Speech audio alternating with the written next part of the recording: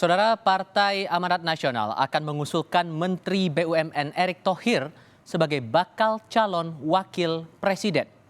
Ketua Umum Partai Amanat Nasional Zulkifli Hasan menyebut Erick Thohir merupakan sosok yang tepat untuk menjadi bakal calon wakil presiden. Meski belum menetapkan dukungan, PAN sudah memiliki keputusan tentang bakal capres dan bakal cawapres yang akan diusung pada pemilu nanti. Keputusan itu merupakan kesepakatan seluruh pengurus partai yang akan segera diumumkan dalam waktu dekat. Apakah PAN akan mencalonkan Pak Erick Thohir sebagai cawapres? Iya, kami memang beberapa kesempatan ya pengusulan saudara Erick.